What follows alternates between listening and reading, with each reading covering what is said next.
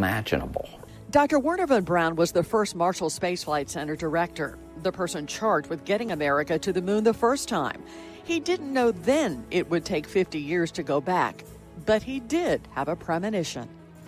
My friends, there was dancing here in the streets of Huntsville when our first satellite orbited the Earth. And there was dancing again when the first Americans landed on the moon. I'd like to ask you, don't hang up your dancing slippers. Are we there? Hey, we are ready to dance in the street. The dance has just begun. Liz Hurley, WAFF 48 News. And now we turn to the U.S. Space and Rocket Center, where our very own Gina Benitez is out there with a live interview. Gina?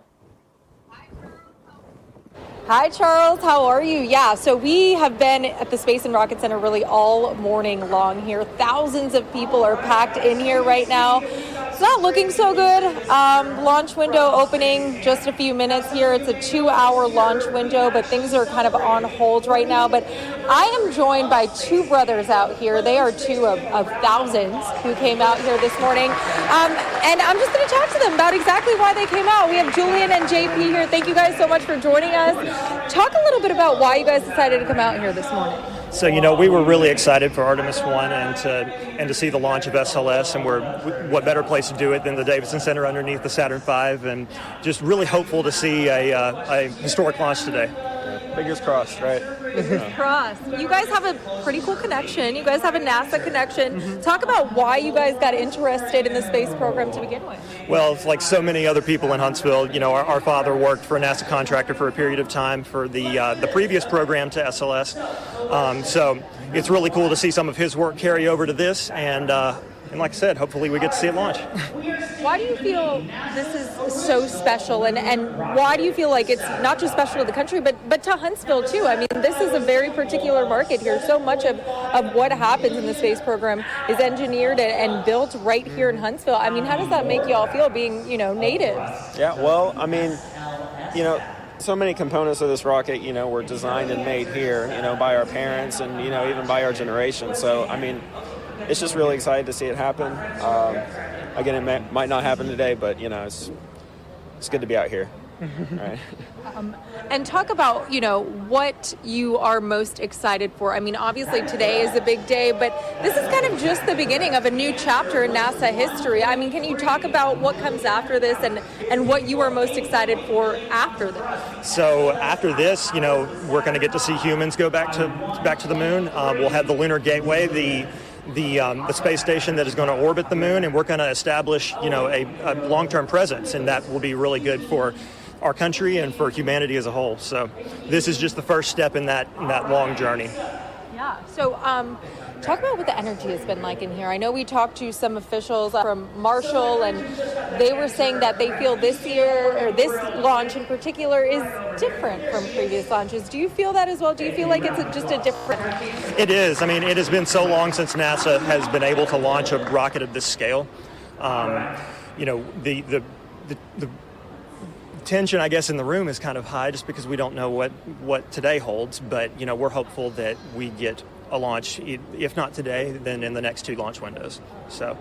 Yeah, kind of the same question for you. I mean, what are you feeling out here? Some of the emotions. What's going through your head right now?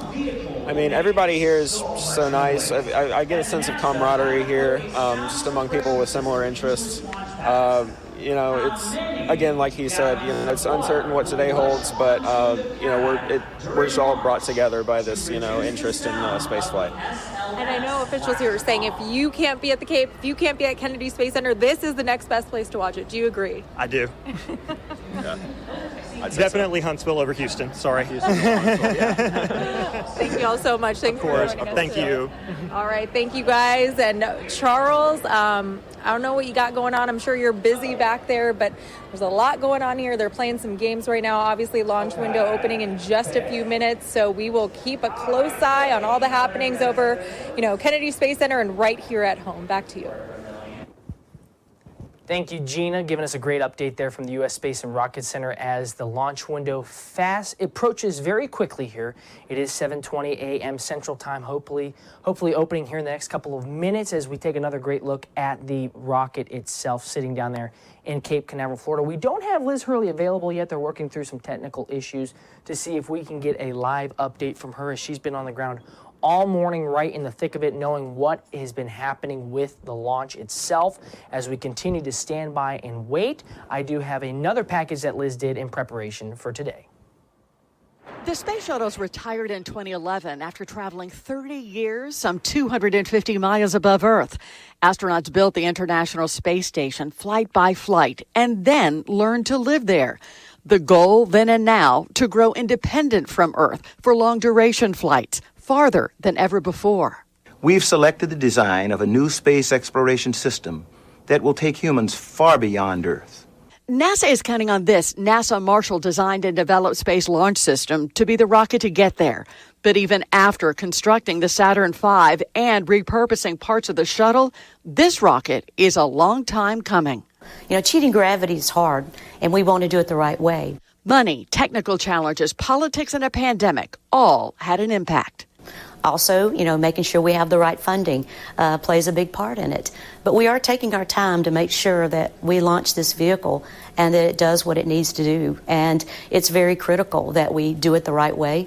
The SLS program is headquartered at Marshall, but the SLS wasn't NASA's first choice for deep space transportation. And liftoff of Ares 1X.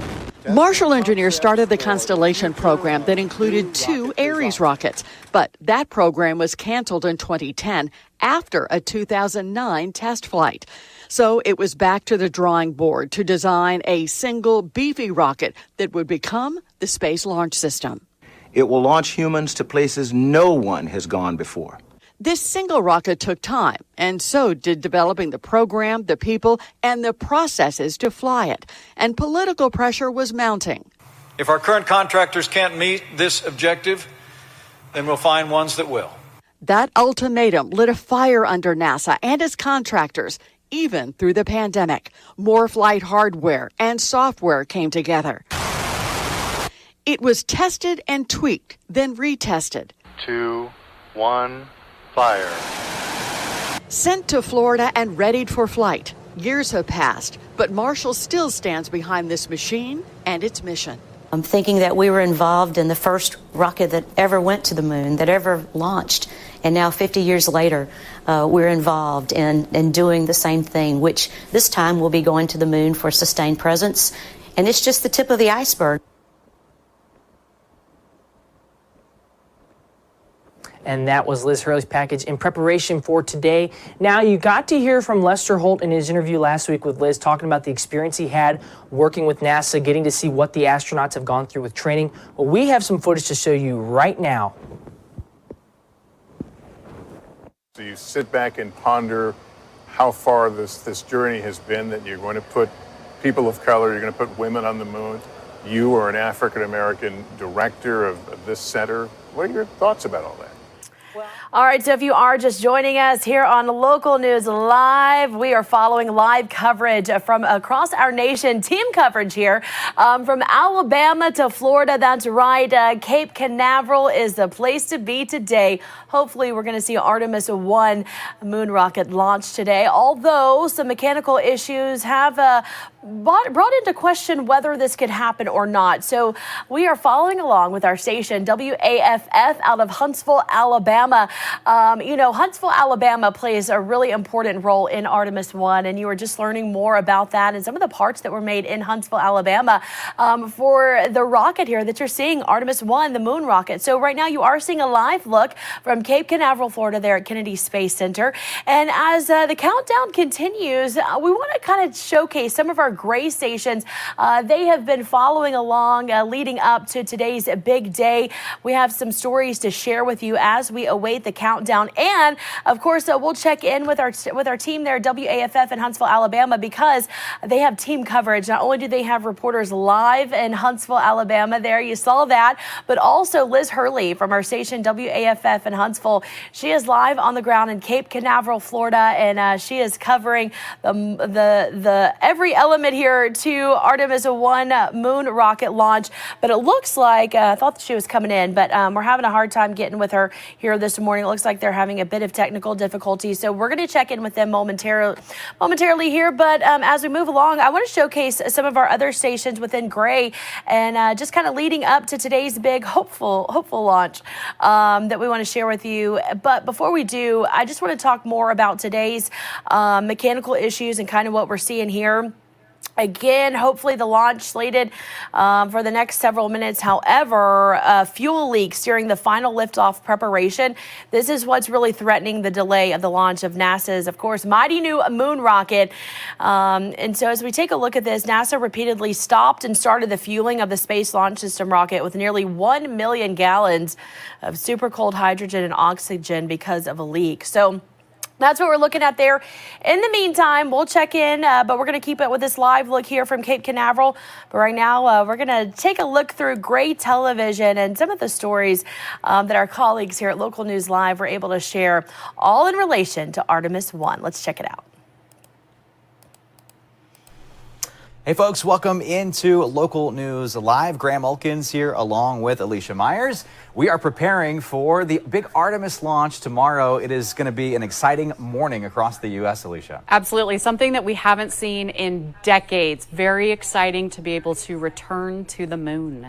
Yeah, so if you are unaware at all or about what the Artemis 1 mission is, we're about to go into a lot of detail, kind of break it down for you. But basically, there are no humans on this first version of Artemis that is flying out toward the moon. This is a test run with mannequins actually in the space capsule, and we'll hear a little bit more about that. But if all goes well with this mission, the goal eventually is to get humans to the moon and then beyond. I'm talking Mars too, even. Absolutely. We have so many of our stations, all of our affiliates have been covering this, and we've been kind of rounding up a lot of the great stories to get you some more information about that. So we'll have those here shortly. So right now we're going to take a kind of deeper dive into this mission and kick off our coverage from our network of affiliates across the country. Our station WLOX out of Biloxi, Mississippi, speaking with the chief of staff of part of this big operation in NASA. Her name is Sasha Sims. Here is the story from the interview from WLOX in Biloxi. In 24 hours, America will enter a new chapter in space exploration. Artemis 1 set to blast off Monday morning. The mission paving the way for humans to return to the moon, eventually to Mars. Artemis engines all tested at Stennis Space Center in Hancock County. And joining us from the Kennedy Space Center down in Florida, Exploration Ground Systems Program Chief of Staff, Sasha Sims. Sasha, how exciting is this? 24 hours away from launch. I mean, it just must be, the atmosphere down at Kennedy just must be electric. Oh, it's unbelievable. Everybody here, it's so excited. We have people traveling from all over the world. They just want to be in the area. They want to be able to experience this historic moment. Our team cannot be any more proud and excited. We're just so ready. And tell us a little bit about this mission, this particular flight. It's scheduled to be a 42-day journey, actually going out beyond the moon, where humankind has never been before, I think, to orbit twice. Tell us a little bit about what will happen during that 42-day mission.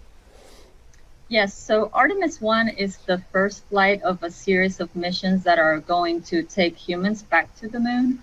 This very first mission is uncrewed. There's no astronauts on board, and what we're trying to do is just making sure that we test all of the capability of the rocket as well as the capabilities of the Orion capsule, so that we can then put astronauts on the second mission, Artemis 2, which will go in the direction of the moon. Now, I'm sorry, we're looking at that right now where we can see the trajectory. You say uncrewed, but there will be 3 mannequins on board, if I'm not mistaken, to kind of simulate, sort of replicate, sort of mimic what this kind of mission would do to a human being, right? Yes, that's a very good point. I should have said humans. That's a good point. Yes, we will have some mannequins on the capsule. I think 2 of the mannequins are going to be taking data in terms of radiation exposure so that we know exactly what we could experience when we have human astronauts on board. And then the other one is Campus, which is actually something that we're doing to honor an engineer named Campus that helped us work through a number of problems during the Apollo 13 mission. And we should point out that this will be the first woman taken to the lunar surface, which is and first person of color. So we have some history here as well. You know, these RS-25 engines built and tested right here in South Mississippi at Stennis Space Center, the most powerful rocket in history. They say those tests out at Stennis were just amazing. Tell us just a little bit about how powerful this rocket is going to be. Oh, it's unbelievable. This rocket is like no other rocket that we've ever built, and it's going to go further than any other rocket has ever gone. And I'm pretty sure that the moment that we launch this rocket on Monday, everybody's just going to be blown away by the magnitude of the impact of that liftoff. And why does NASA believe, and why for humankind and for science and everything else, is it important to go back to the moon? A lot of people are questioning it because of the money and everything else. But, I mean, it's a difference maker. We can learn so much, can't we? Oh, absolutely. I mean, we learned so much with the missions in the Apollo program when we were trying to put the first man on the moon, but the Artemis missions are going to change in history. I mean, we are not only going back to the moon, but we're trying to establish a permanent presence on the moon. And not only that, we also are going to be exploring parts of the moon that we've never explored before. And we're trying to identify what resources the moon can provide so that we can reduce that dependency on Earth, and therefore enabling us to do these longer missions to be able to go to Mars. Okay, and a kind of lunar base is going to be set up there. We really are turning the page on a new chapter in space exploration. I have to ask you one thing, Sasha. We've all seen the grainy video of Neil Armstrong, Buzz Aldrin walking on the moon. 1969, we didn't have a high definition. We didn't have high resolution. Please tell me there are hundreds of cameras on this mission, high resolution cameras that are going to give us a visceral experience. I have no concerns that you will be able to get amazing imagery from this mission. That is not one of my worries. Well, technology has come a long way, and I'm pretty sure that we will be able to share as much of that with the public as we can. And finally, what about just a sense of national pride with America going back to the moon? I don't know if there's a new 21st century space race going on between the U.S., China, and Russia, but why is it important just kind of from a national perspective? I think it's important not only because of the competition aspect, but I think it's because that basically it just promotes innovation, and it promotes the expansion of technology, and it promotes exploration, and we learn so much by doing missions like this, and it just helps us in every aspect of our lives, not only just to be able to get back to the moon, but some of these discoveries can help us back here on Earth as well. So I think that continuous desire to explore and go beyond and push our technologies, that's just very important for mankind in general. All righty, the countdown, well, not officially underway, but we're this close. We're all very excited. 7:30 Central Standard Time, Artemis 1 rocket launches from Kennedy Space Center. Sasha, so good to see you. I know it's exciting for you, and thanks for being with us. Thank you very much for having me. And thanks for watching, everybody. I'll see you back here. Telling us a little bit more about the rocket being tested in their area. This project has been underway for many, many years, and a lot of other states have been involved. A lot of other engineers have been involved with the building of that as well. Alabama is one of those states. WAFF talks to some of those engineers, and they have details about how it was made. This is a massive machine, more powerful than anything that's ever flown. Marshall Space Flight Center is in charge of it all, from top to bottom, just like it was 50 years ago with the Saturn V. And while it is America's rocket, at its core, it's all Alabama. Huntsville engineers designed, developed, and delivered the Space Launch System, and it can't leave Earth without traveling to the launch pad and over 4.5 miles of Alabama river rock. What Alabama naturally creates is special, so says David Beeman. He grew up in the Apollo program, worked for NASA in the shuttle years, and now is an SLS manager, a second-generation rocket scientist. You know, I remember as a kid laying on the side of the road watching Apollo 11 go up. I got to do that. I remember sitting in my house and hearing the rocket engines rumble out here when I was a kid, when they were tested. You know, we ought to be proud that we have the opportunity to lead an activity that affects the whole world. Hands machined and crafted this rocket and capsule in towns and cities across America and around the world. They manufactured large and small components, but nothing compares to the contributions and the economic impact from those in North Alabama. If you think about Alabama in general, you know, there's over 14,000 jobs just in Alabama. When you look across the nation, there's over 25,000 jobs for every civil servant that is working on the SLS. And there is so much pride in this final product. Yeah, and so of course, this is a story that we are continuing to follow along with our coverage from our station, WAFF, there in Alabama, out of Huntsville. Team coverage continues today. And so we want to step away from that story from WAFF here momentarily, because first of all, we want to show you again a larger view of this live look from Kennedy Space Center, Cape Canaveral, Florida. The countdown continues today. If you are just joining us, some mechanical issues could in fact play a role in today's launch. That's right. We are awaiting new information to come in this morning, but just to keep you updated, fuel leaks during final liftoff preparations have threatened to delay the launch of NASA's mighty new moon rocket today. And so this is something that we're following along closely, and it looks like we have a bit of new information coming in right now. So joining me, Tia Goodwin, our morning producer here on Local News Live. It looks like NASA already speaking out, Tia, and let's go ahead and get to that new information. What are they saying right now? So what they're saying right now is that there is going to be a bit of a delay, and it is what they are calling an unplanned delay. So here's the update that was posted on Twitter. It says the launch is currently in an unplanned hold as the team works on an issue with engine number 3 on the NASA core stage. Okay.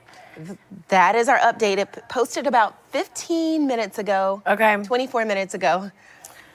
All right, so again, new information coming in from NASA, so we're going to continue to follow along. But of course, you know, we've been talking about this throughout the entire morning here. It's so cool to have our station, WAFF, there in Huntsville, Alabama, following this team coverage. Hopefully, Liz Hurley, who's our colleague from Huntsville, she is on the ground right now in Cape Canaveral, and I hope she gets to see it. She's been there for a few days, and the anticipation lingers because we've been seeing some stories from Liz Hurley from Cape Canaveral the past several days, and just so fascinating to see. And of course, if you've missed it, and I don't know, you know, Tia, we didn't really talk about this last week, but Huntsville, Alabama, a huge place as it relates to Artemis 1, the moon rocket here, because a lot of those parts, as you're finding out, as you're following along with our team coverage for Artemis, were made in Huntsville. So just very cool that we have a great station there and we're able to provide all this live coverage for you. And I've really enjoyed just listening to all the stories and just how every kind of part of the country had their little part in what is happening with Artemis. So it's been really great to hear these stories. Yeah, really fascinating. And so while we talk about that, we're going to continue to keep a close watch. We're going to show you this live feed here from Kennedy Space Center, Cape Canaveral. Again, we are awaiting any more information to come from NASA. But again, unfortunately, fuel leaks is what we're seeing here, that NASA repeatedly, they found this problem, this mechanical problem. And so, well, 7:39 Central Time right now, so it looks like, of course, they are behind schedule, but possibly could be scrubbed today. I don't know. The question still lingers. But, we were talking about Liz Hurley, our colleague from WAFF in Huntsville, Alabama. So a little earlier this morning, if you were following along with us, we had some of her live coverage from Florida. So I want to take you back to WAFF, to their morning newscast here, in case you missed it. Some great coverage there, team coverage from not only Florida, but Huntsville, Alabama as well. So we're going to take a look back as we await for this live coverage to continue and follow along. And you can see some live coverage there from Liz Hurley earlier this morning from Cape Canaveral. All right, let's check it out.